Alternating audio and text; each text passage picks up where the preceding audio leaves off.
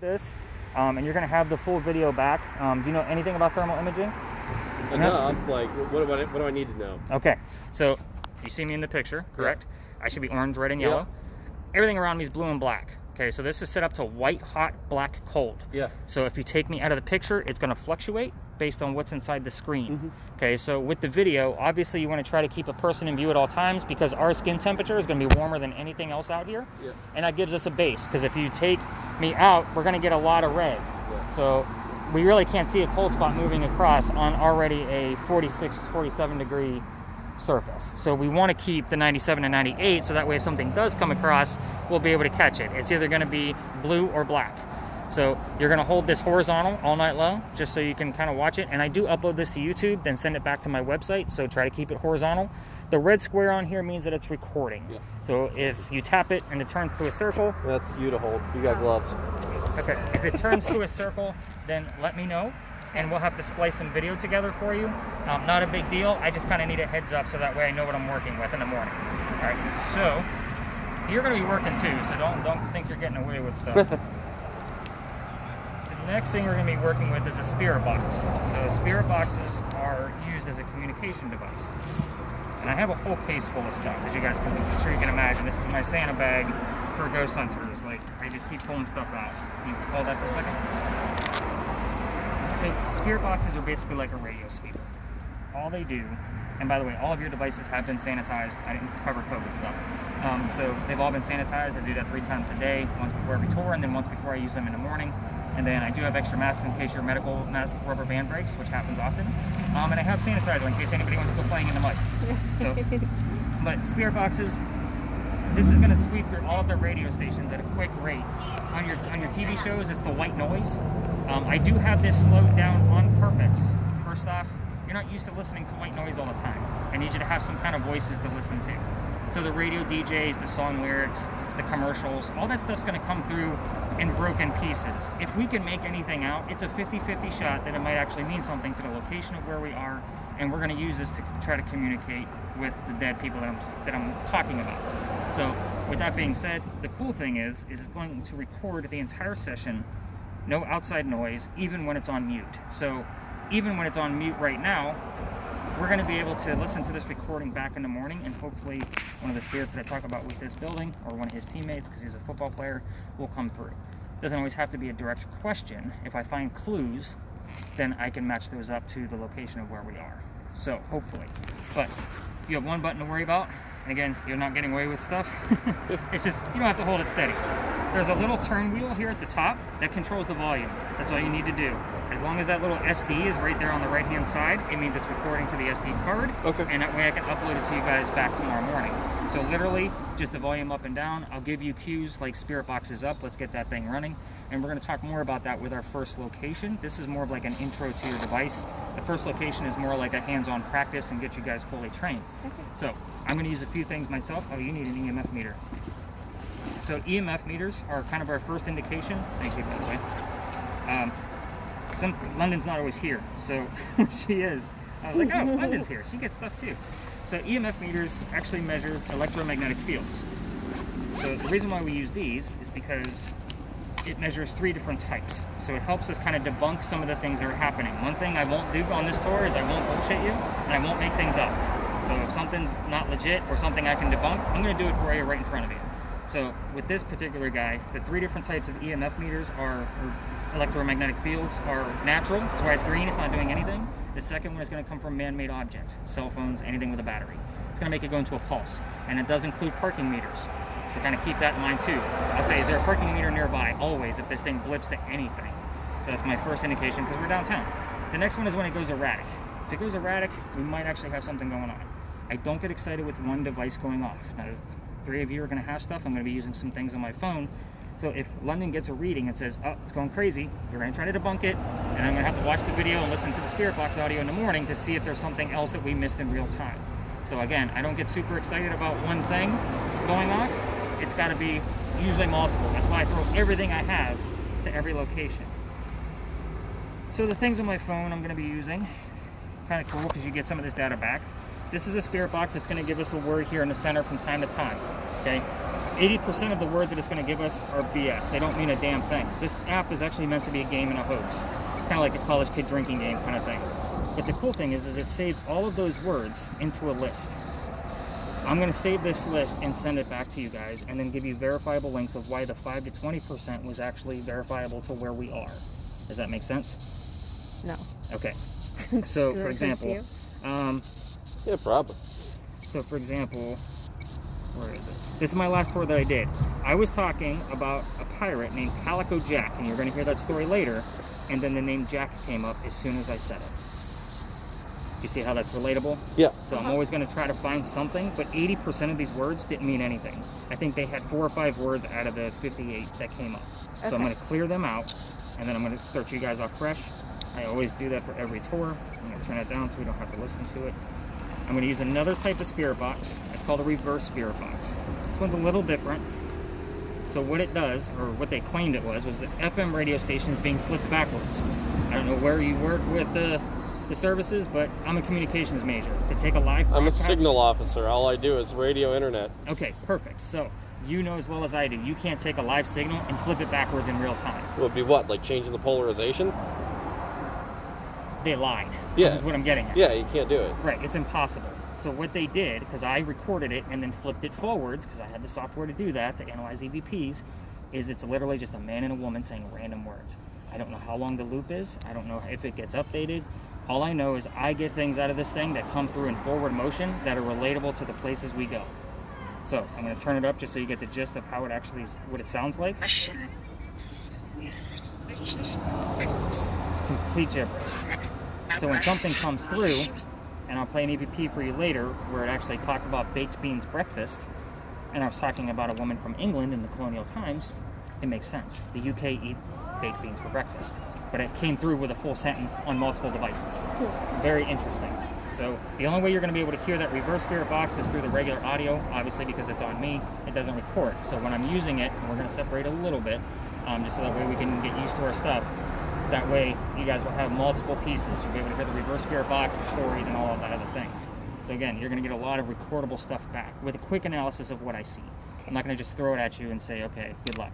You know, it's going to be, here's a few things that I found. Now, granted, keep in mind, I'm not going to go through all of it. 90 minutes, 90 minutes, 90 minutes. I don't have 5 hours to go through all of this, so I'm going to go through it for about 2 and give you a quick, here's what I found so far. This is relatable, this is not, kind of thing. Make sense? Mm-hmm. Sure. He's all on board. He's like, just give me some stuff. Look at that, this is easy. So, might be part of the 80%, might not be. We started here for a reason. This place used to be called Big John's. You said you lived here 15 years ago? Mm-hmm. Is this Big John's back then? It should have been. I think so. Burned down in 2015. I was going to say, and then it took over a couple of new owners. They're renovating it again. But Big John was a football player for the New York Giants, 1947. He used to sit in the back of the bar. And he used to tell the bartender if the cadets that came over from the Citadel, if they were of age or not, to have a drink. One night, 2 guys came in. They're not old enough. Big John tells the bartender, get them out of here. They leave pissed off. They come back the next night, and they try to steal the cash register from the front of the bar. Big John sees what's going on. They go up there. They start wrestling on the ground. A couple shots were fired. Big John gets shot in the neck. And it ricochets and hits in the wall. Well, it's actually in the front of the building, if it's still there. Big John goes back to the bar, and he looks at the bartender. He says, get me another drink and get him an ambulance. He just beat the hell out of him, but Big John is the one that's shot. So nobody died in that story. So what's haunting the place? The bullet hole. The paranormal activity that comes out of the bullet hole causes people to get a little queasy, dizzy, nauseous, those kind of things. That number. It's a good number. Do you know why that's a good number? Do you remember? We got the number 70. Wasn't Big John's number? No. No. I don't think. That was how old Eliza was when she died. We're very close to the Eliza Pinckney site, which is where we're going very shortly, and that's how old she was. We're really close, so I'm taking that as a reference. Okay. So, with that being said, with Big John, I tell you guys that story about the queasiness and those kind of symptoms is because I don't know how paranormal activity is going to affect you in the event we actually have it. If either of you are feeling the slightest bit of headache or anything, please let me know. It's a big deal. Okay. I've had people not make it through the tour. I'm not going to lie. I don't say it to scare you. It's just a health hazard. Okay. So, let's get our minds off of our own health. 1886, we had a big earthquake here, as you probably already know because you lived here before. It's a big earthquake for Charleston because it's Charleston. We don't get earthquakes. It was a 7 point something on the Richter scale. That's interesting. Her name's London. We got Landon. So I'm going to see if there's a Landon that played with Big John. Now I got to look up names. So, but anyway. That's what happens. I learn stuff every night. The piece of the mantling that's above your heads is actually in the frame of the bar as well. Apparently, this is where the first death occurred, from that earthquake. So it apparently broke off, struck somebody in the head, and this is where that first death occurred. There's no verifiable proof of it. I just like to get your minds off. You get sick from this story. So it's a good segue. So, you guys got questions, comments? Is this what you thought you were getting yourselves into? I didn't know what I was getting myself into, so. Well, then let's get you dirty. Let's Okay, go this sounds way. good. And what did you say? I have to look for purple? Blue and black. Oh, So, blue and black. Just Okay. make sure you keep somebody's heat signature in the frame, which right now you do. Yep. Get Okay. London's heat signature. Got it. Okay. As long as you're seeing somebody's orange body, you're good. Okay. Just because that sets the baseline for the rest of the thermal imaging. Should Yeah. hire you, man. You do a better explanation than me.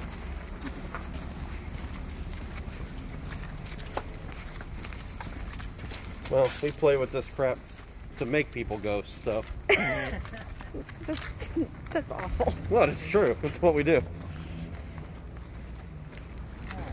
I don't want to be a ghost. They can be a ghost. One of my jokes on this tour is I tell people to stay out of the parking lot ways so that way we don't make ghosts here. Yeah. We're trying to find them. So welcome to the Red Barn lot. Okay, so this is where we keep the horses for the carriage rides. The horses are still in there. Nobody here has lasers. I kept those in the bag so I don't have to give that warning. Yeah, I use laser grids too to try to find ghosts. It's a great tool. But anyway, the only history I have here and why it's such a great playground for you guys is because the only history here is that this is the same barn that had horses that delivered milk to Charleston. So the guesstimate there is 1860s to 1920s. I just gave you like 4 major words, but we're going to talk about the spirit box first. So the spirit box, your TV shows are going to go straight to the Billy, why'd you kill Joey kind of mentality, or a yes or no question like, is somebody here? We stay away from yes or no questions. S and O are 2 of the most common sounds in our English language. Is somebody here? No. Well, first off, that means somebody's here. So they answered you. Second off, if the DJ or whoever comes through said the word houses, you think you heard the word yes. So we stay away from yes or no questions. There's always a way to rephrase it. As a communications guy, that's kind of what I do. So I can always help out with that too. So with that said, we're gonna go through what color is the barn. It's red, correct? Everybody can see that it's red? Yep. All right, so there's no deviating away from it. It's not purple, it's not blue, it's not green. What color is the barn? If you don't get an answer after, say, 30 seconds of listening to your spirit box, ask the same question again. Give them a little time to muster up the energy to actually give you a direct answer, because they're still searching for the right DJ or song lyric to give you the word red. During holiday time, for example, what color is the barn? Rudolph the Red-Nosed Reindeer. The word red was still in there. We took it. It was a direct answer. So with that being said, I think we got a few more answers out of them, but it was pretty cool. If you don't get an answer after, say, 3 or 4 tries, go into something else. What's inside the barn? You know there's horses in there, but horses are animals. They're draft horses. They used to deliver milk, so you might get the word deliver or milk. I've had the word calcium come through before, so with that as a direct answer. So with that being said, you kind of have to put the clues together. You guys seem like you're pretty intelligent people. Listen for those words. Red is something definitive. That's a suggestive thought. You might think you heard the word red, but what's inside the barn, you never know what you're going to get with that. Our next location that we go to, you're not going to have direct answers like what color is the barn. I'm going to give you some sample questions about the people that are there. It's the Pinckney Mansion site, and hopefully they give you the answers, because I'm not going to tell you until before we leave that location. London's getting some EMF, and she didn't say a word. What are you doing? You were talking. You're supposed to interrupt. I'm sorry. I'm learning how to be nice for once. Well, it's not. Okay, so with this being said, it's okay to interrupt anything we're doing. If something comes through that you heard, something you saw, it's okay to say, you know, even if I'm in the middle of doing my own thing, it's okay to say, hey Nick, what's this? Do you guys want to see a quick video of what to look for on there? 'Cause Yeah. I have something. Just to give me some reference. Sure. And that's exactly why this is the best evidence I have from that particular. Let's see. Sorry, it was so good I had to post it. Videos.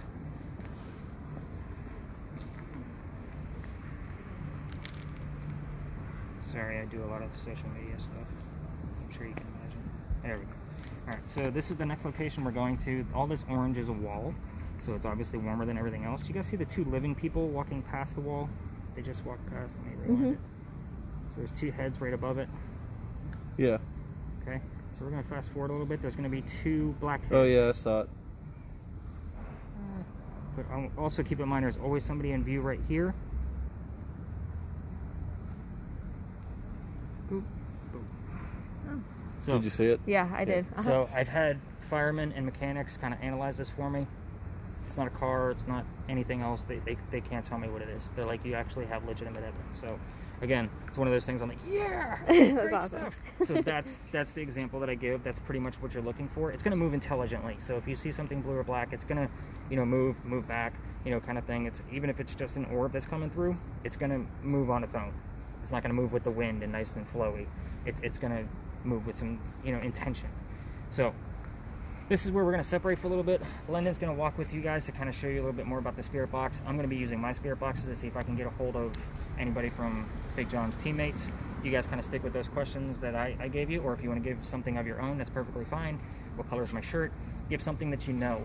So something you know the definitive answer to. So that's kind of the quest I'm putting you on right now. We're only going to spend like 5 minutes in here. It's just the 4 of us. I just want you to get used to your devices. The place is haunted. I do get Big John. Obviously, I got Eliza poking through already.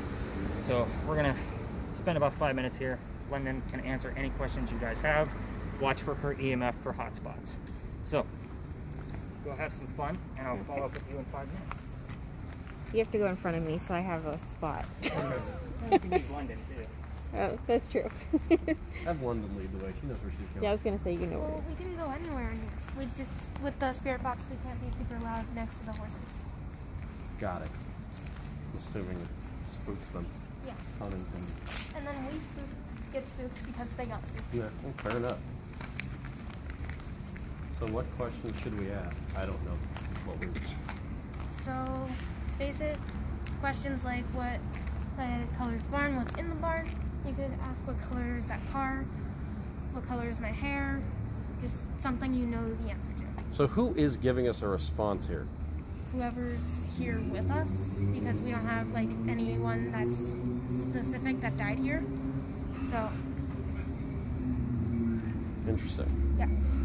There was a cannonball, because the peninsula of Charleston was a lot closer, and there was a cannonball that got shot, and it landed right over there there was a white building on the end of the block, and landed right there, but no one was recorded to die or injured. Okay.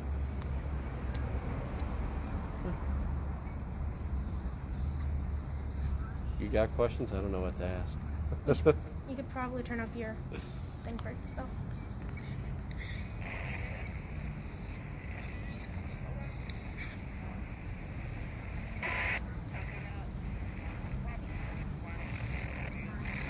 You got a question, Rebecca? Well, I guess I could ask what's in the barn. How loud do we ask it? Just like a normal conversation. It's like whoever's here will be able to hear you. So, Okay. What's in the barn?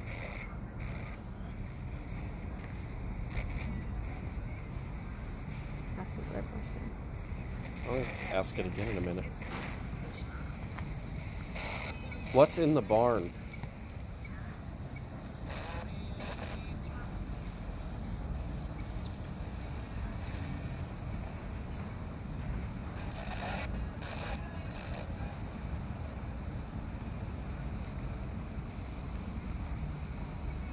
What color is London's beanie?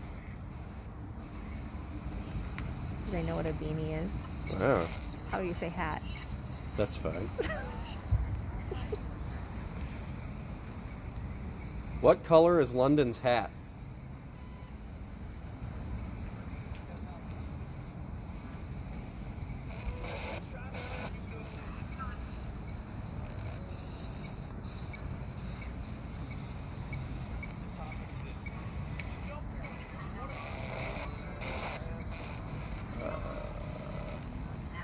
Your turn to ask a question. I've asked two. What comes after 2?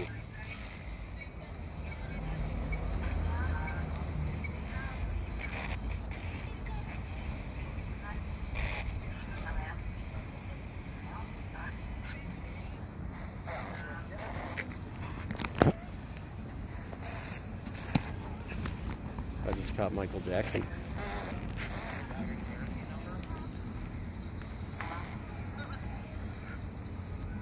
I forgot he's dead.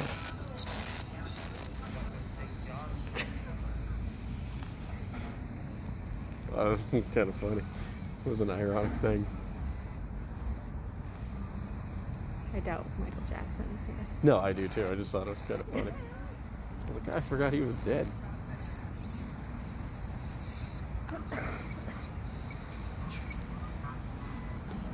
What is in the barn?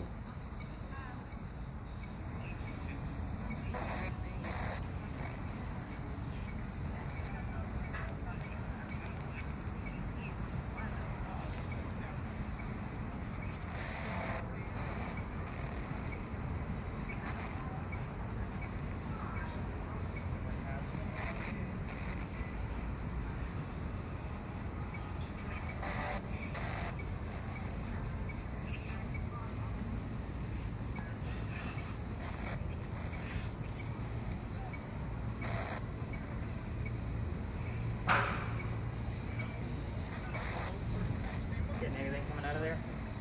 Michael Jackson. Michael Jackson. That's all we got so far. Yeah. Little, the actual name or a song? The song. Okay. I got the word asthma. That's all I got. So I thought I heard like a couple single digit numbers, like 7, but I didn't get the full N. So again, just gonna have to go back and listen to see if it's actually legit. So we're getting rhythms, or is it? It was kind of sporadic. Okay. I'm seeing somewhat of a pattern now. So when I see patterns, I have to kind of guess like where it's coming from. Now I know we're standing on a sewer line. There's no electrical lines underneath us, but we are pretty close to a building that has some conduit outside, things like that I have to pay attention to. So again, the brick, there's a lot of electricity inside. Yeah. But it's not going to come through the brick to make it go off here. So I usually test a lot of things. I'll take the EMF and I'll put it straight on where I think it might be coming from to see if it gets stronger. If it doesn't, obviously it's not coming from that source. So, you guys ready to learn some real history? Yeah. Instead of asking what color a barn is that you already know the answer to. You were the ghost. Am I the ghost? You're the ghost. I have people try to test me all the time because in the cold, like my hands might be in my pockets and they're like, "You're making that go off." And I'm like, "I'm trying." And to answer your question from earlier, last week I did a tour in the rain and I thought I ruined about half my equipment. I was like, "Yeah, I'm not doing that again." Oh, I didn't blame you. I just was wondering, Yeah. I know it started drizzling when we were heading over here. Usually with Charleston, if it says like under 50%, I'm usually clear. But it said Okay. like 61% that night, so it was just like a steady drizzle all night long. Gotcha. Everything got soaked. I had to dry everything out. Oh yeah, that's not good. In fact, like I was freaking out, like ready to call my insurance company. I'm like, I need everything replaced right now. Alright.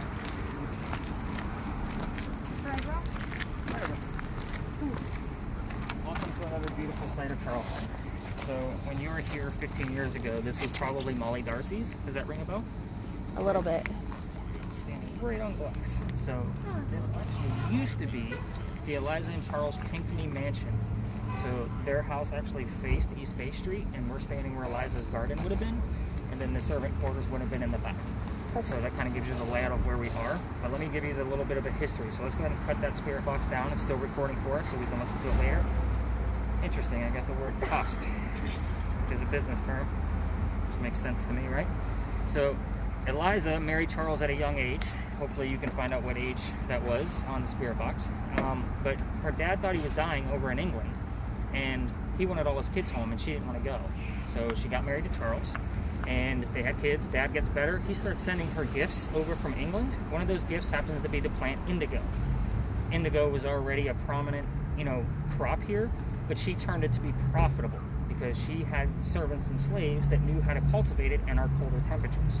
So they obviously experimented with it here, and then they moved it over to Snee Farm in Mount Pleasant.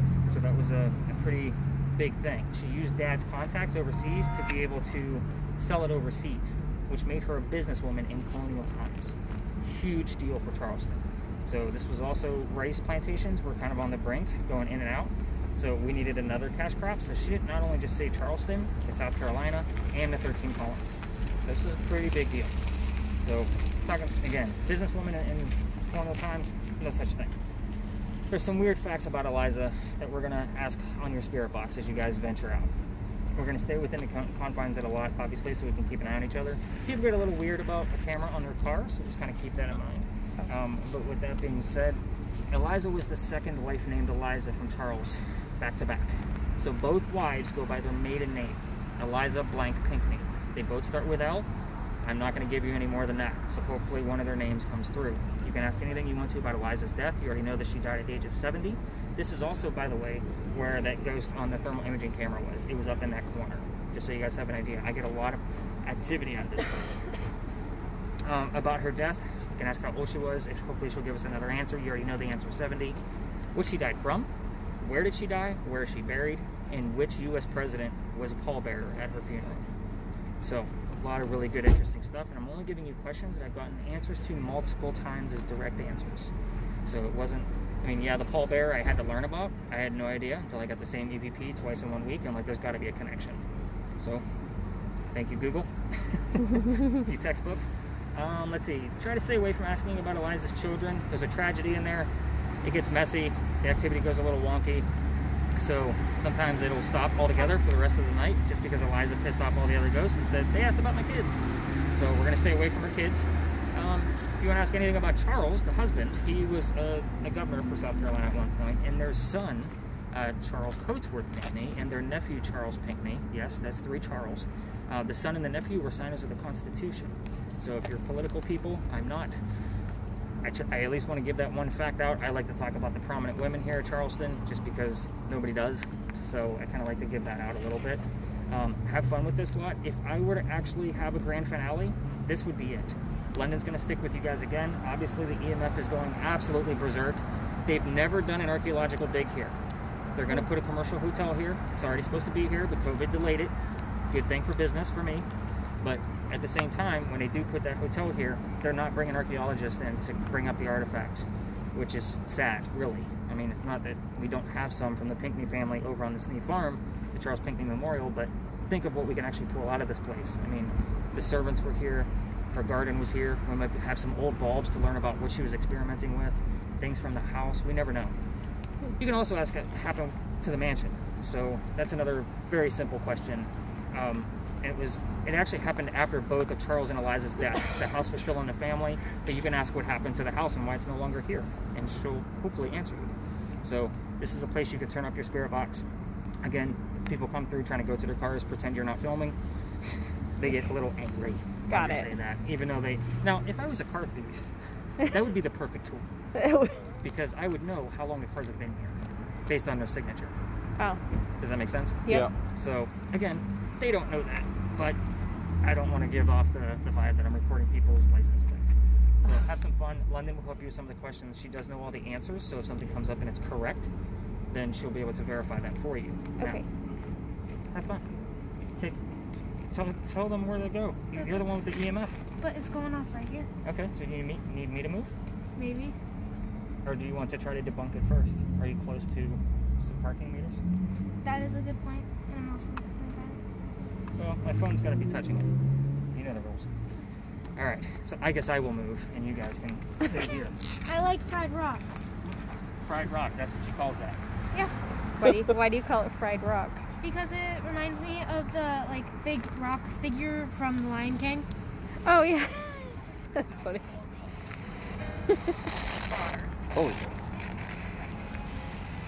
All right, you get to ask Eliza how she bought the farm. Well, she did buy a farm, so. Yeah, you know what I mean. That phrase came around after she had already died, so she wouldn't know what it means, most likely. That was a World War II era phrase. So what happened to the mansion?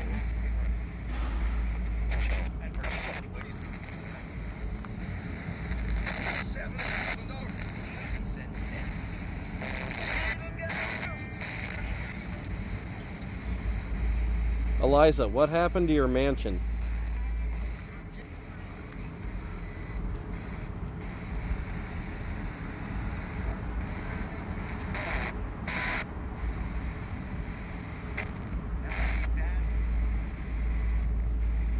Eliza, what happened to your mansion?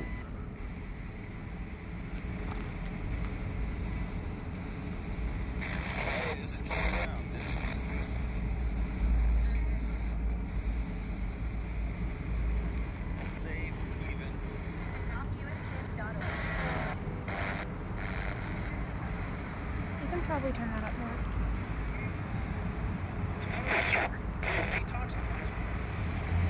Eliza, how did you die?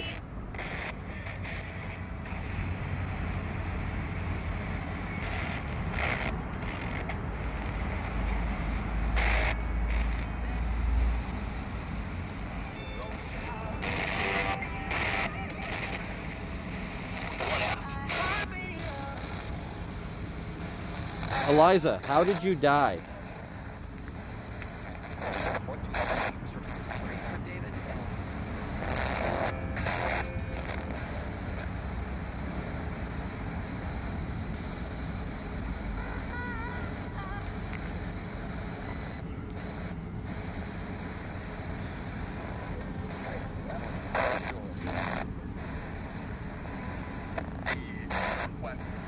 Eliza, how did you die?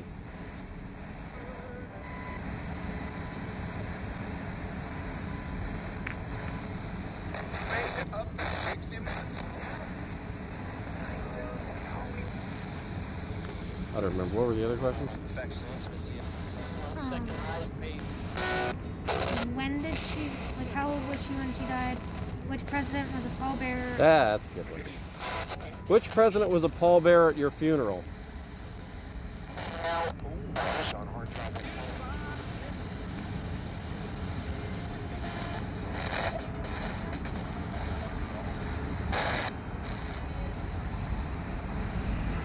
I don't think Eliza likes me. You try asking. How old were you when you died?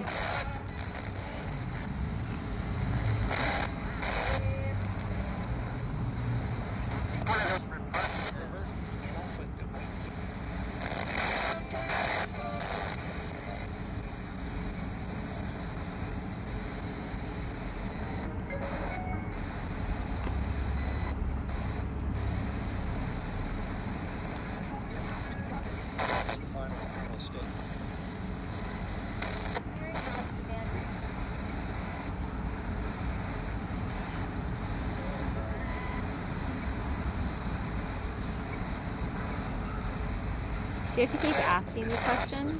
Like, every, 30 to 45 seconds. To asking the same question? Anything else? I got the word estimate after I asked how many people I brought with me. And the name Jacob. So I don't know that there's a Jacob Pinkley in the family anywhere. Pinkley's not a big family. I researched. I know you do, but there's even certain things that I have to still look into. And I got the word wound, which one of the sons was in a war and had a wounded leg for the rest of his life. So I believe he was shot in the knee. That would have been which war was that? It was a smaller war. 1812.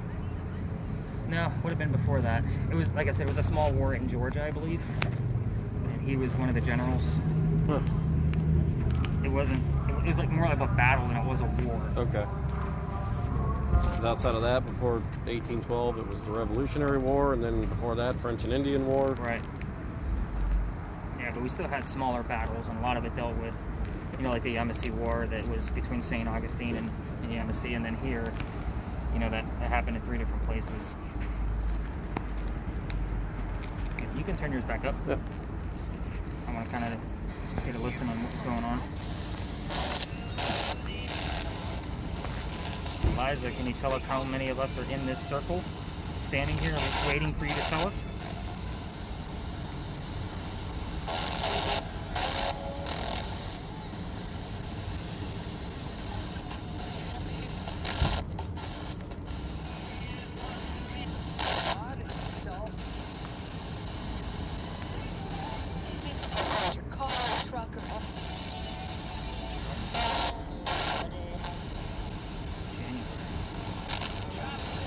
Now I gotta look up to see when he was wounded. So when I'm walking away from you guys, it's more of a tutorial still on the audio. So one of the things I talk about is if I ask a question, you might turn around and say, I usually ask how many people that I bring with me, which excludes me from the number. That way I know it's specific. So a lot of times people turn around and say, I just heard the number 3. That's because I asked the question over there, but you got the answer. It happens often, and it can go to any device that we're using. So, oh, look at that measurement. Still getting things wrapped around numbers. So I got estimate. Largest insurance. You can't physical.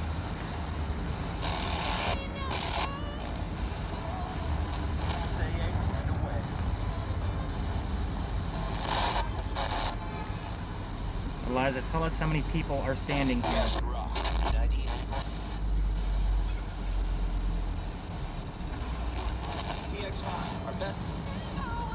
CX5, but again, there's 4 of us.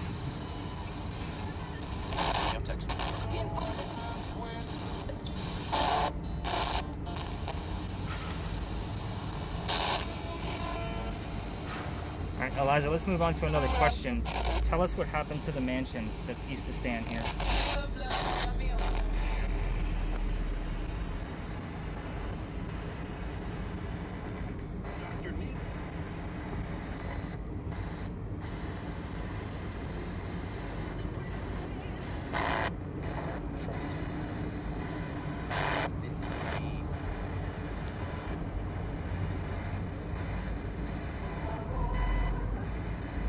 Eliza, tell us what happened to the mansion.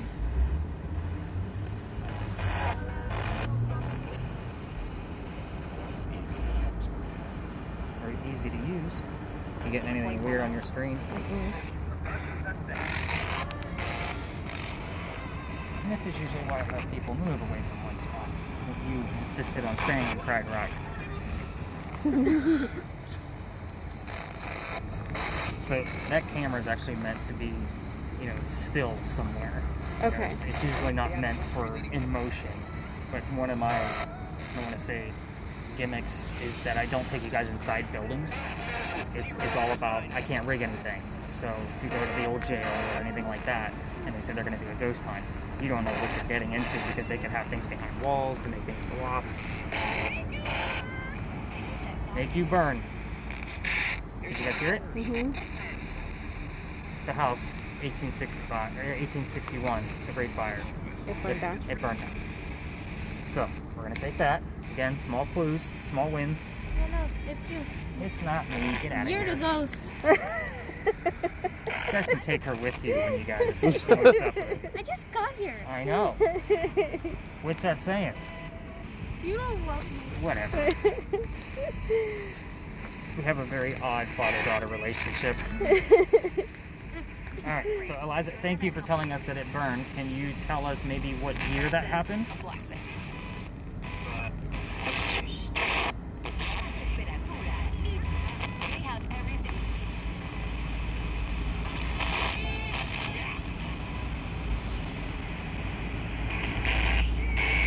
And I want to say that fire was in November, so we had January pop up earlier. I need to find what the reference is.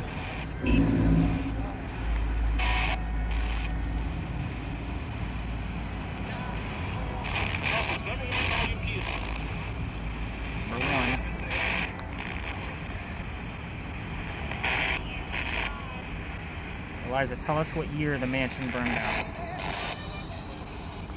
Or give us the month.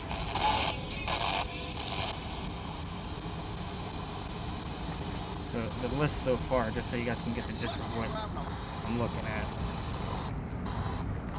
I'm excited about 70 that popped up earlier. The asthma thing I'll look into to see if Big John had asthma. It's a possibility. Jacob, while we're standing here at the, and obviously I'll look into all of these to see if there's anything relevant. That wound in January, when something pops up together that close, it's about 2 minutes apart, kind of look into that as well, just to see if there's anything there. Again, I'm not the Google for the Pinckney family. I got to look things up myself and still learn things. All right, I'm going to do a little bit more listening. Why don't you guys kind of venture off a little bit? Again, kind of steer, stay away from the vehicles. And we'll kind of see you guys, spend about another 5 minutes here before we move on. Okay.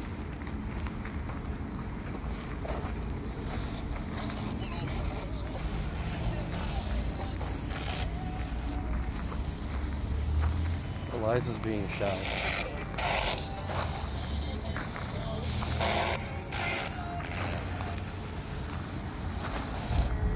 And I'm assuming you have to ask the questions out loud, right? Like, you Yeah. can't just, like, think. Like telepathically read your mind.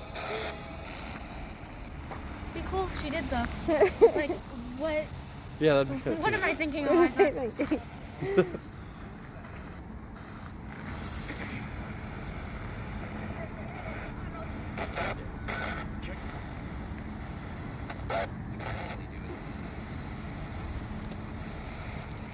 Eliza, when did your house burn down?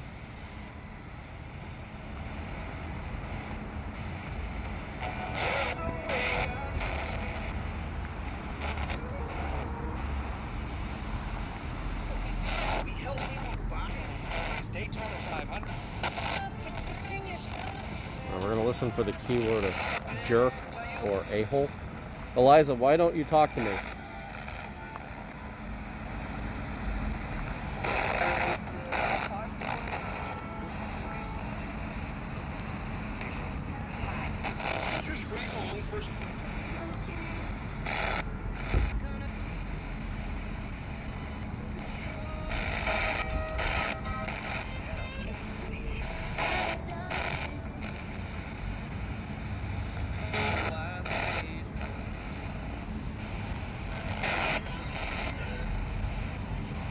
Rebecca, what is that thing? Not just one at this price. I think it's a hotel.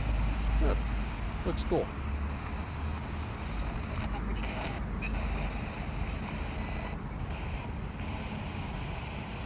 Eliza, when did your house burn down?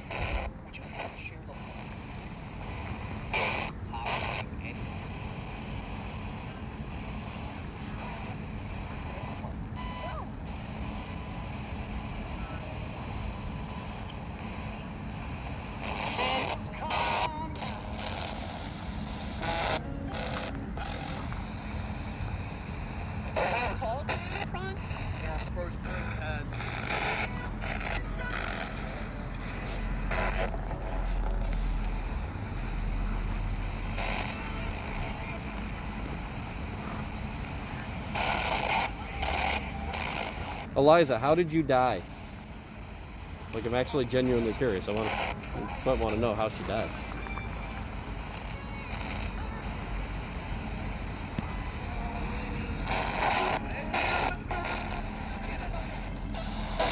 Eliza, how'd you die?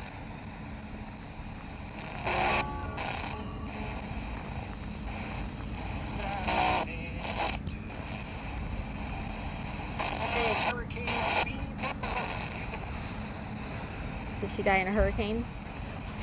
Well, we got close. Eliza, how'd you die? I'm trying to learn about you here.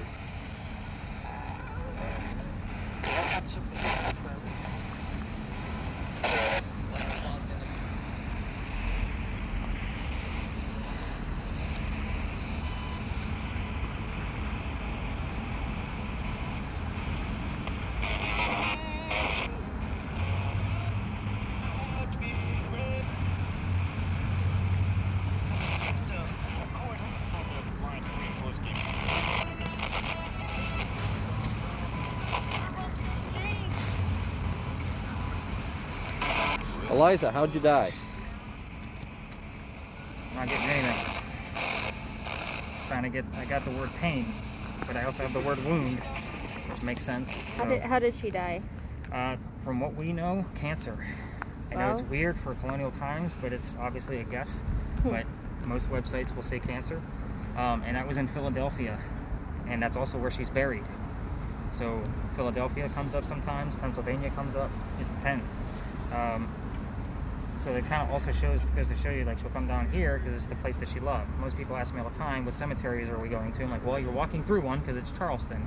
But second, if you're dead, are you going to hang out where you're buried? No, you're going to go to the places that you love. This was her home. But the pallbearer was George Washington. Oh, okay. So if that tells you how important she was, Yeah. Washington was very in with the Pinckney family. Obviously with, Charles being a governor at one point. So what else? We already know that the house burned down in 1861 and it actually started on that corner, but it did sweep through the entire middle of the peninsula here. Let's see, what else did I have you ask? I think that was about it, right? Yeah, how she died, when she died. Yeah. Where she died, how she was buried. Eliza Lucas is the one that planted the indigo crops, and Eliza Lamb was the previous insignificant wife. Oh, got it. So Lamb and Lucas were the names that we were looking for there. Lucas Lamb. Lucas Lamb, Lammy Lucas. So I'm gonna walk up about 4 blocks to go up to the next haunted location. Chris, if you want to listen to the spirit box, I'm listening for names again. But I'm not going to tell you which names I'm listening for, because we're just going to see if the repetitive things that I normally hear to the next location show up. I am still excited about the number 70 showing up. We are literally 1 block away from where we started. We hit 3 locations, but we're still only 1 block away. That's why 70 is still a good number to have. But we're going to walk up 4 blocks. London's EMF is going to go off because of the parking meters, so she knows to ignore it. I don't Or want you no, guys... it's not. It's going to be turned off. Or you could turn it off and save some batteries. That's always great, right? Conservative. Don't you love me? Smart thinking there. I know, right? Well, we have a case at home of batteries. My wife works at Best Buy, so obviously we get them in bulk, very cheap. So we just keep filling up the case, especially in hotter seasons. So, but anyway, we're gonna go to Lodge Alley. Are you familiar with that? Nope. Not, man, Dang. we gotta school you a little bit. Yeah, I don't. I'm not like a history person either, so Well, he probably knows more than I do. Have you ever been here? Yeah, I've been here twice with you. Yeah. So. Watch your step. It's 103 now.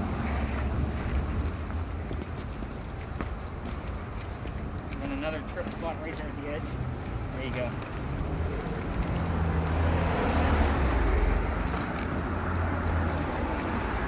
That's George Charles.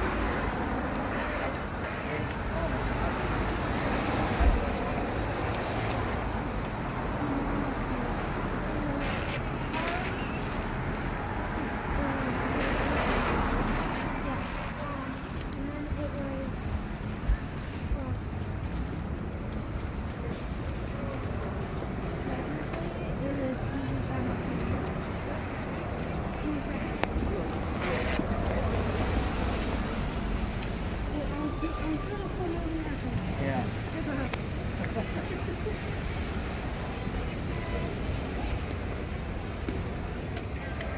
Are you freezing to death yet? No. Ooh, man. I envy you. I'm cold now. I'm all bummed up. I just try not to to walk. think about it. It says walk, like go Oh, already. that's that's kind of funny. It is kind of funny.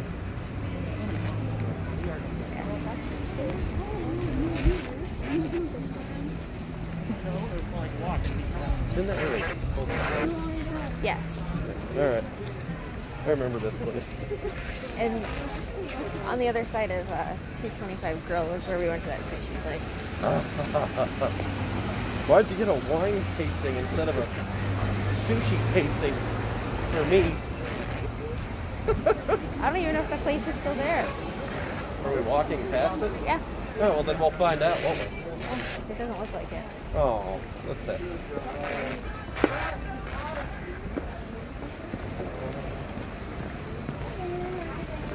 There's our friend George right there on the wall.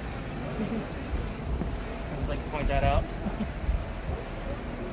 Huh? Yeah, your sushi place is gone. Oh, that's sad. Sorry. Well, maybe there's another good one running around somewhere. Another good one. Sushi place. Down here? Couldn't tell you. What's it You're called? staying at Francis Marion, right? Yeah. I don't eat out, and so I'm really bad with the restaurants.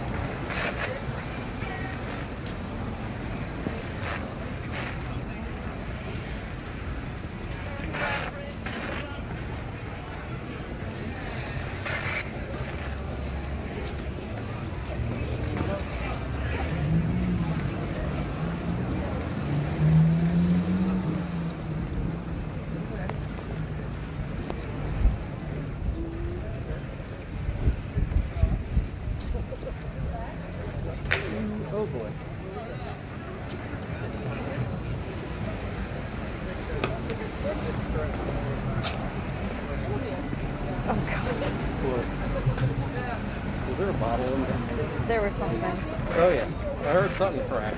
Yeah. Well, the funny thing is, So weak. the leak and she dropped the bottle. Yeah. That's kind of funny.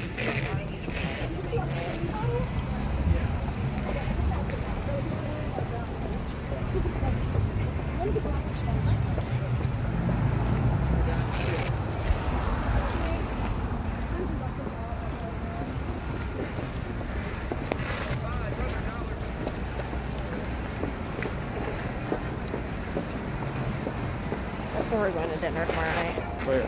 Magnolia's. Oh, okay, cool.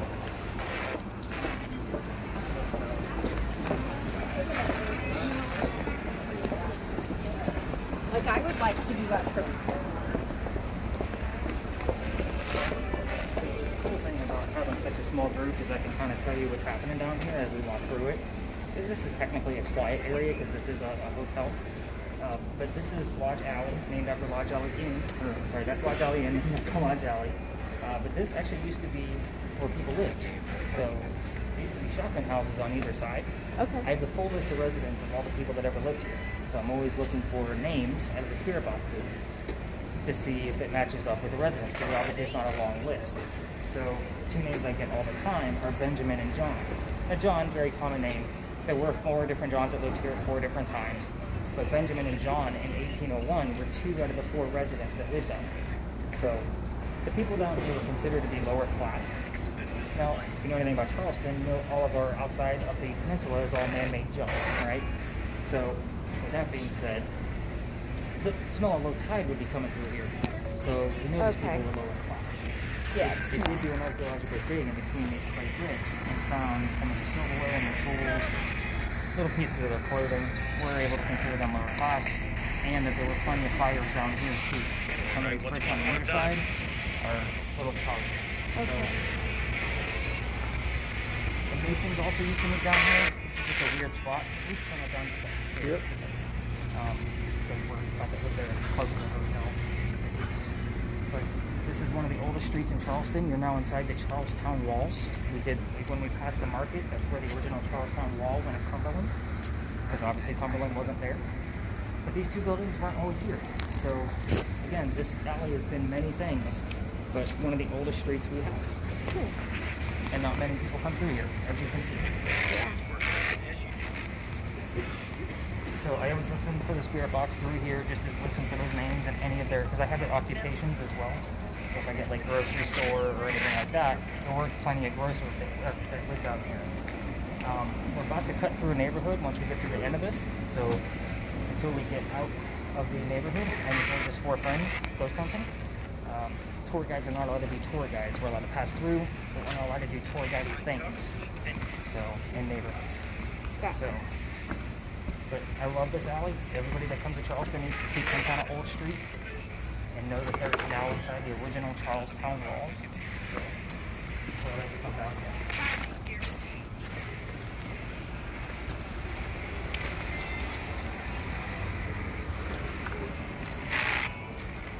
Again, as far as sushi places, sorry, I can't help you. It's all good.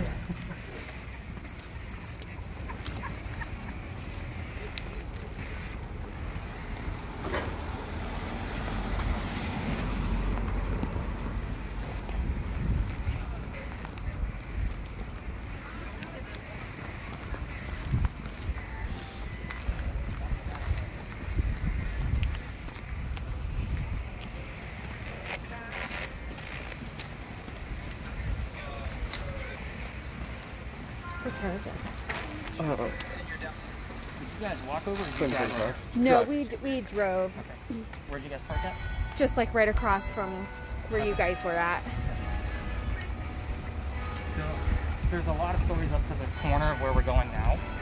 But we park like right down the street here, so I'll kind of give you direction On how to get there? on how to get back. Okay, cool. So,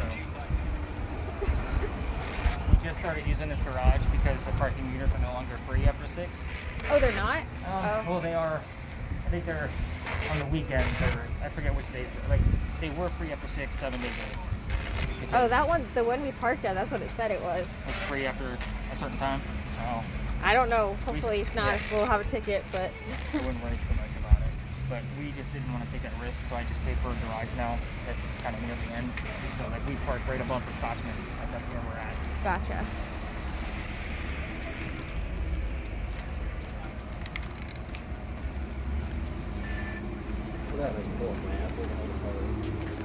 Oh yeah. What time did you say it was? 7:45. Oh, okay.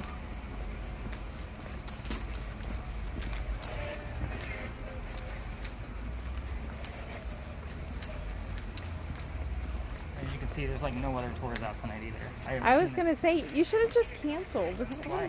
I don't know, because I feel bad that you had to do it just for both of us. You realize that this is my main job. Okay. I drive Uber Eats when tours are slow. By the way, this is the most beautiful spot in all of Charleston. If you've never been to Philadelphia Alley, I used to tell the story up there, but we're technically not allowed to go up there, so I stopped just to stay out of trouble. What is it? It's a story of duels up there. It's just an alley. Oh, It goes, okay. you know, obviously from Cumberland over to Queen Street. But it's absolutely gorgeous. Day or nighttime, if you're a picture taker, like that's the place to be. Got it. But yeah, I drive Uber Eats when tours are slow. So anything I got to do to not drive Uber. Obviously, this is slow season for me, and you can see all of my competitors are not up tonight. Gotcha. So if I'm working and they're not, that's good for my business. There you go. Because nobody else in town does what we're doing now. Like everybody just tells stories on the street corner. Uh-huh. Oh, look, there goes one. See how large the group is.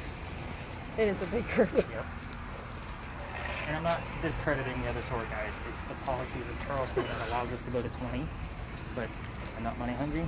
I'd rather give you guys a quality tour and hang out, you know, versus giving you guys a bunch of stories and, you know what I mean? Uh-huh. Just a big difference of customer service, I guess.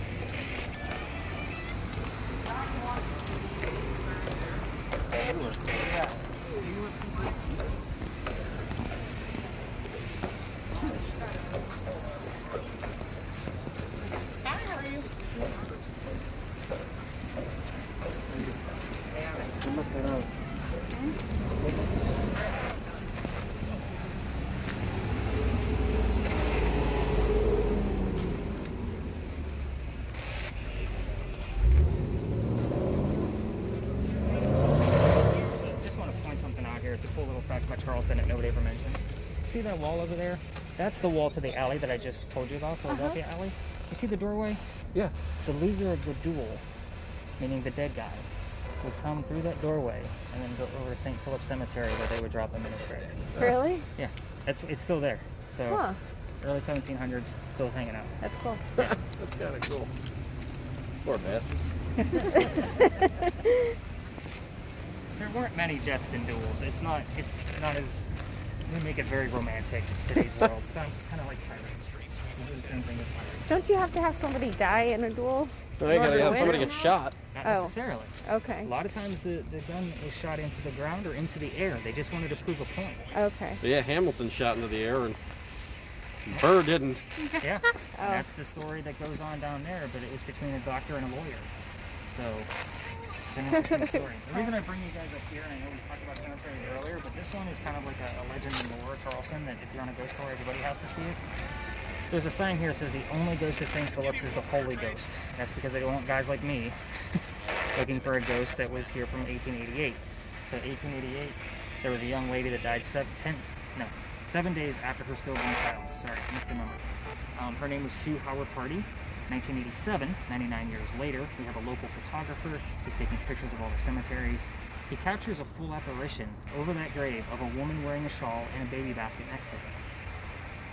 It's 1987. That's kind of wild, yeah. Yeah, we got another tour. They love to take this spot, so we're actually going to go across the street. Again, I stay out of everybody's way, just because we're smaller.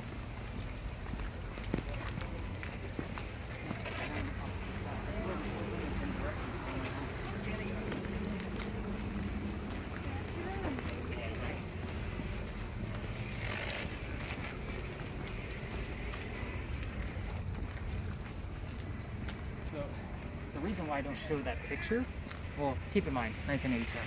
There's no Photoshop. There's no anything that he can debunk this thing with. So he sends it to Kodak, and Kodak can't debunk the picture either. But the pictures first. Females that hold it have the same symptoms that I told you about back at Beg John's. Females that are pregnant and holding the picture will not have a good pregnancy. Yeah, don't show us that. Yeah, I'm please not going to be don't. that guy. So, and again, you have to be holding it. It's kind of like you have to be touching it kind of thing. So don't even look it up on your phone. Some people do get curious. That's why I say the name. It's on your audio if you want to. So there's a lot of stories here. So let's go ahead and cut that down because it's recording for us anyway. There's a lot of weird places. You might actually even remember this place. There was a place called Bocce's right there in the corner. Do you remember Bocce's restaurant? Yeah, I The little think so. Italian place? So it's haunted as hell. They're not there anymore because the place is too haunted. Another legend and more. Doors don't stay locked in there. Mirrors like to fall off walls and not break. So to me, that's kind of like a portal. Something coming through, holding it together. Still falls off the wall, but it's still all in one piece. So there's all kinds of things that happen with that building. If I were to have a Stories in a Cemetery shop, which we will shortly, it'll sell ghost hunting equipment and paranormal books. But the upstairs, because it has apartments up there, will be a haunted hotel that I will rent out for $500 a night to 10 college kids and make a killing. So they will get all the gear, they'll learn how to use it just like you guys are, and they get all the recorded data back. But anyway, very interesting. So we're about to talk about Nettie Dickerson. So very interesting. There's all kinds of things around here. So let's give you the layout of the land. That Bocce's thing is outside of it. So there's two sides to the cemetery. We're standing on the opposite wall of the west side of the cemetery. We are just at the east side with Sue Howard Hardy. The reason why there's two different sides is the east side is for native Charlestonians. This is for everybody else. Okay, so John Calhoun, if you're a history buff, he's actually, his sarcophagus is over here. They've moved him 3-4 times. They didn't know if he was a native or not, so they just kept moving him. He's now on this side. You can go visit it during the daytime. Kind of cool. Don't know why they didn't put the Calhoun Monument over here when they ripped it out of Marion Square, which is right by where you guys are staying. Are they still working on that, by the way? No, I don't think so. Is there a big stump there still, or are they done with that? There wasn't anything. Okay, because they were looking for a time capsule, and they believe that they found it. I read an article last week, but I didn't hear anything further. Oh, really? Oh, Yeah, it's got a very piece cool. of, it's got a Calhoun's hair in there, a cannonball from the Revolutionary War, money from that time period. There's all kinds of things in there. So I'm waiting, because I'm actually friends with a lot of people at Marion Square that own the land, so they've been kind of keeping in touch with me of what's going on. Huh. And I haven't heard anything from them. They've been pretty quiet. It didn't look like there was any. I didn't see anything.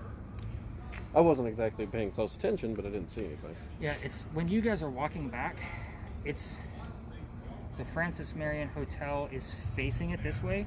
It would have been on your right side. So if you guys are facing Marion Square, it'll be on the right hand side. Oh. So but there should have been like a big, see. the base was giant. I mean, it was huge. It would take up this. How big would you say it was? Giant. Okay. Like she knows measurements. Never mind. So we are at St. Philip's Church. If you never know where you're at in Charleston, just look up. It's the tallest steeple we have. And it also leans just from our earthquake. You can't see it physically, but if you actually measure it, it leans a little bit. So this is Church Street for obvious reasons. Okay, it wasn't always Church Street. It used to be called Dock Street, which gives us the name of Dock Street Theater, which is one block if you keep going. In a neighborhood, tour guidey stuff, we talked about it. But right past this cemetery is the Pirate House. That's where Blackbeard's men would come in off the ships, have a few drinks, meet with some girls. They dug a tunnel underneath. Again, I'm just giving you legends and lore. They dug a tunnel from the Pirate House over to Dock Street Theater so they could go catch a show. So kind of gives you what was happening with that. So pretty cool place. But somebody lives there now. Oh, really? Yeah. Don't go in his yard. He gets pissed. So Sounds like you're speaking from experience, but Oh, okay. yeah. One of my first tours, like I was out of bounds, like way out of bounds of where I'm not allowed to go, and I had no idea what I was doing yet. Yeah. So Smart. you weren't there yet. Yeah, no. So let's see. Let's tie all of this stuff together. So there used to be a young lady that worked at the church. Her name was Nettie Dickerson. But let's talk about Dock Street Theater for a minute. It started off, by the way, we've had this wrong all this time. It started off as a hotel called Planters, and then it turned into Dock Street Theater. And then we renovated it into Dock Street Theater even further, even though this was now Church Street. So, and the reason why this is called Church Street is because when they widened the road, obviously the church can't move. If you look at it on Google, it's got a half moon around it. It's really cool, actually. That's why it's called Church Street. So anyway, she worked here, but she's seen all the prostitution that was going on down at Planters, and she was past the marrying age of 17. Nobody wanted her. She was 25. Imagine that. The age was wrong, too. I've been reading. Got to update my stories all the time. So anyway, she wants to go down. She goes out and she buys a red dress, and she goes down there and gets herself a job. Now she's the best loved girl in the whole place. She's still unhappy. She used to go out to the second story balcony, ponder about coming back. And you can see it from there. I've tested it. So, with that being said, the priest sees what's going on. He goes down there to talk to her about coming back to the church. Lightning, or storm rolls in and lightning strikes the wrought iron banister that she's leaned on, and it kills her. Now, the ironic Kind of thing a is... freak accident. Yeah, right? So the ironic thing about this whole thing is that you can see her ghost from the knees up only. Why? It's because when we renovated Dock Street Theater, we raised that first floor ceiling. She's walking on the floor that she knows. So we didn't... Whoever spotted this ghost at first, it was probably a nerd like me, said, okay, why is this ghost short and I can't see the bottom of her dress? They looked into the construction of the building. The interesting thing is I found this out too. Dock Street Theater, like where the land is, was once the home of Nicholas Trott, who was the first Chief Justice in South Carolina. So, with that being said, he's the one who tried Steve Bonnet and all of his pirates and hung them all. And that's where they actually say his house used to be on the other side of this powder magazine, but it's not. It was actually over here where the Dock Street Theater land is. So, very interesting facts that you learn when you start listening to more podcasts from Charleston. People know right? So let's talk about our last investigation we're actually going to dive into. I just wanted to give you some legends so you kind of had some more stories about where you're from. Are you from here or did you just live here? No, I just lived here for like a year and a half. Where are you originally from? Massachusetts. Just bounce all over the place. Yeah, all over. We're originally from Ohio. That's Okay. probably why we talk so fast. And I get a lot of Southerners that are like, can you all slow down? I'm like, no, this is the way I talk. You got the recording. Oh, you're slow talking down. you're just Yeah, talking you're just fine. fine. And you haven't asked me to slow down, so I figured it out. So, the Powder Magazine. This is the oldest government building we have on the East Coast. 1713 is when it was finished. The roof that you see is actually filled with sand. So that's the building with the earthquake bolt crosses on it. So do you guys know about earthquake bolts? That's a Charleston thing. So you're going to see, if you take any other tour in Charleston, you're going to see bolts on the side of buildings, and I'll show you more on the back of the apartment buildings there. They were meant that if an earthquake hit again, all they had to do was tighten those bolts, and the building would go back into place. Oh, cool. It Stupid actually concept. does do that? If anything, it probably twists the wood even more, Yeah. but they're still there. We pride ourselves on it. The Francis Marion Hotel actually has some. They're the lion heads in the front of the building. Oh, really? Yeah. So, but those earthquake bolts, that's what the crosses are that you see from here. But anyway, there's sand in the top, and the walls are 32 inches thick. It's right in the corner of where the Charlestown walls met. Okay, so with that being said, we're 3 blocks away from the water, probably 2.5 back then. But if it were to be hit and attacked, the blast would be contained by the thick walls and the sand that's still in there from 1712. So that's why it's built the way that it is. It served in 7 different wars. Gunpowder was moved all the time. So again, wasn't any kind of major attack on this building. Nobody was ever held as a prisoner there. It just held gunpowder for 7 different wars, small wars. So it's a cool building, very small. If you want to take a quick tour of it, it's like $5. But anyway, there's a person that's tied to this that I'm really surprised. Who is that? I guess, see, people are they text me all the time, and it's a good thing I put their, like, you're Rebecca 2/12/21 in my texting, so I know what date that you're from. That was a person from October. Oh, They probably really? just found new evidence in their stuff, which is interesting. I get it all the time. But anyway, so they say that Anne Bonny's tied to this place. Now, the only tie that I can really find is because it was from the same time period. Anne Bonny was a female pirate. Her father moved her here as a teenager because she's an illegitimate child, and they were trying to get away from his wife.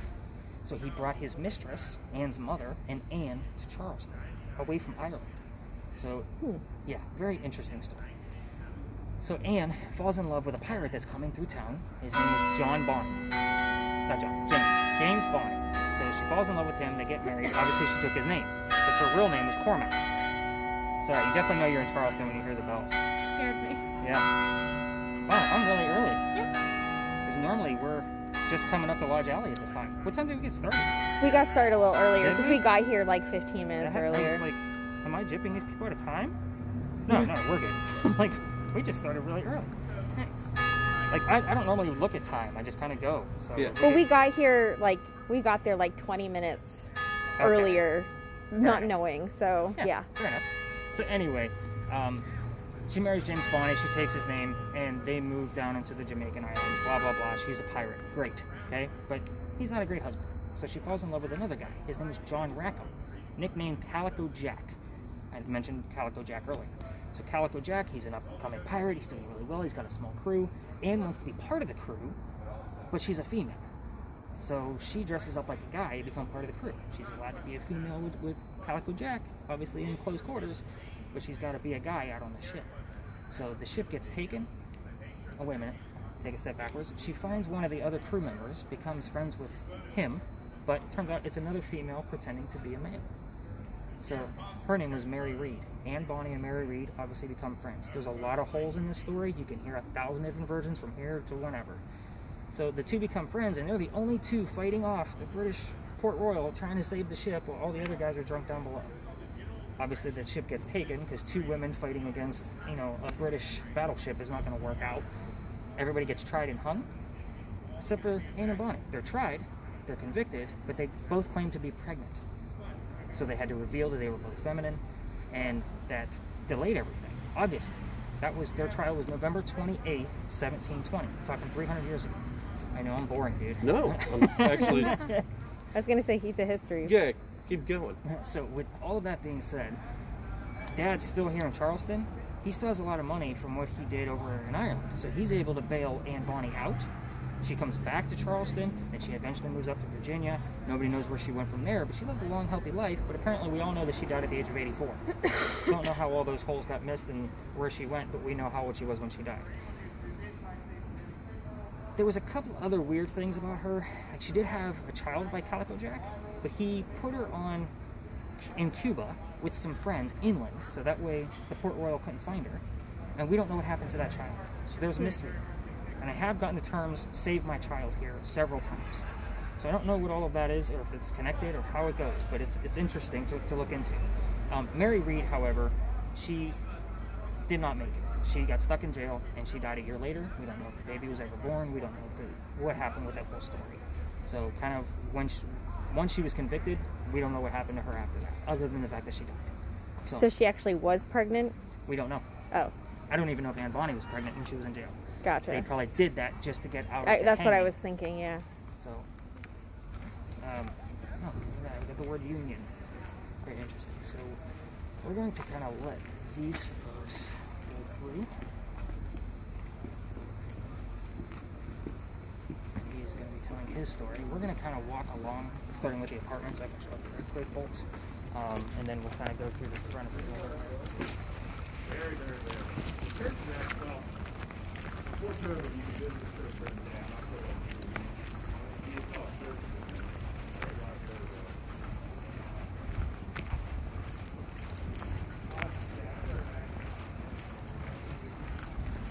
So from here, you guys can ask anything you want to. I don't have all the answers. And again, there's so many holes in this story. You want to ask about the pregnancy. You want to ask if she had a boy or a girl to see if we get any kind of gender relation. A lot of people ask if she was in love with Mary Reed. Those kind of things, because there was rumor that those two were an item too. Look at what America. If I get the word Cuba after that, I'm going to be very like, yes! But these are earthquake bolts, so you're going to see those on every floor of the building. So if the building were to get hit by an earthquake and it rumbles, you tighten up those bolts and you put it right back into place, apparently. I know, I don't understand the logic either. It just doesn't make sense to me. That's very weird. Very. But you can see how small the powder magazine is. Yeah. And the fact that, like, the Considering Charlestown it's got walls, 3-foot walls. yeah, the Charlestown wall ran right to Cumberland. Cumberland was in here.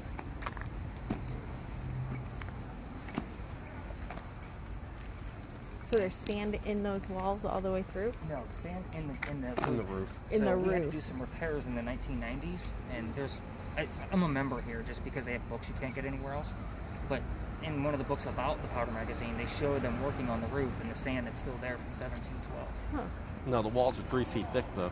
Yeah, and it's considered a groin vaulted ceiling, so I don't know if you know what that means. 8 pillars on the outside, 32 inches thick, another one in the center of the building. They all meet in the middle. Oh. So again, the construction of it, if you go down to the old Provost dungeon, it's got that same groin vaulted ceiling. I don't know that they're the same thickness as this, but again, same type of idea. Those have the bolts on it too. Yep. I'm gonna Google that later because I'm curious. What, how to do There's the a lot bolts? that goes into the powder magazine. We're going to check out the front, and if you want to turn up your spirit box a little bit, just to kind of give a listen. We're going to spend a few minutes here just to see if you can capture anything. Just don't want to interrupt their tour. He usually goes through the front, as most of them do. I got the word ill. Let's get the word pregnant. Let's get something going with that baby.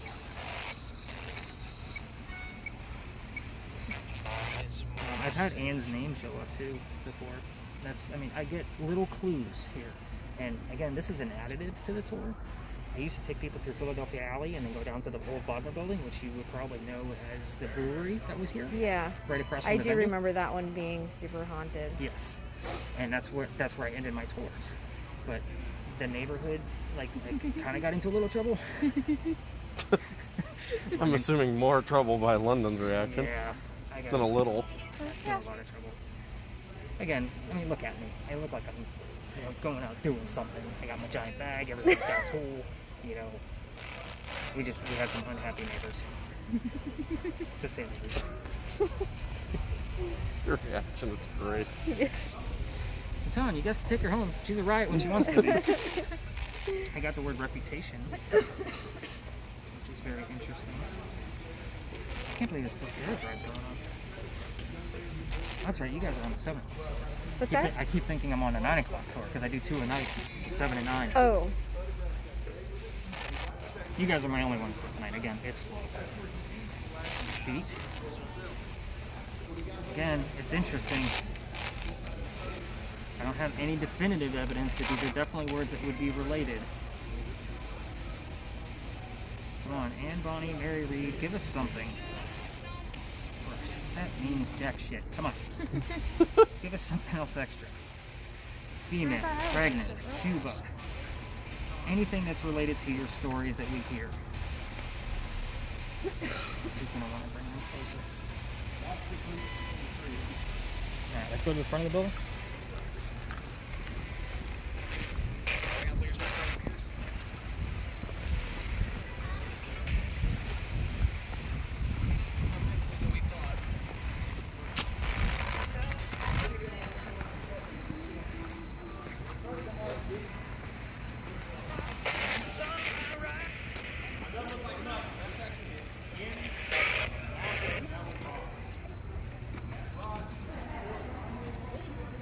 Talking about earthquake bolts. I guess there's a little bit more tours out than I thought. Again, this is a very popular area just because of, obviously St. Philip's, Dock Street Theaters nearby. But I do want you guys to see how small the front of the building is. Yeah. So once they wrap up. Because this is kind of like where we end things. Yeah. And kind of, No, it was very interesting. Thank you. I'm hoping that, because again, you don't always catch things in real time. So hopefully I catch something that you didn't see or something you didn't hear. Again, that's why I record it. So that way we can go through it in the morning. Come on. I'm waiting for at least one more turn to come through. Oh, I didn't know that. See there? What is it? He said it was the first earthquake bolt at the time. Alright, so I'll collect the devices at this point and then still let you guys check out the front of it. I'm going to keep this guy running.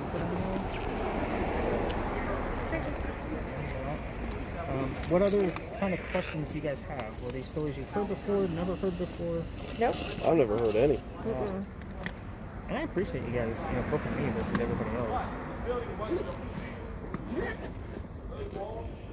Again, We had good reviews on there. I have excellent reviews on there. And now you know how important they are because that's what most people come to me with. You have great